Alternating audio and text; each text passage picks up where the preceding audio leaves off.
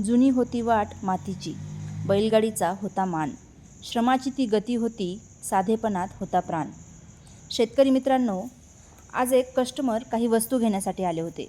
तुम्ही पाहू शकता मोटर, पाईप किंवा काही अशा बऱ्याचशा वस्तू त्यांनी खरेदी केल्या. या वस्तू घेऊन जाण्यासाठी त्यांनी बैलगाडी आणली होती.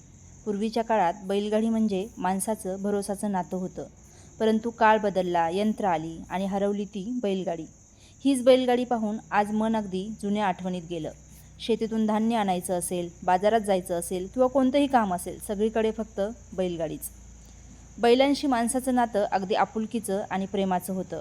नुसती नावाने जरी हाक मारली ना तरी ते चालायचे किंवा लगेच उठायचे, थांबायचे. रस्ता कच्चा असला तरी मन मात्र पक्कं होतं. आज गाड्या वाढल्या, वेग वाढला, पण त्या बैलगाडीचं आपुलकीचं नातं मात्र कुठेतरी मागे पडलं. आता ती फक्त आठवण उरली आहे, पण त्या आठवणीतही मातीचा वास आहे.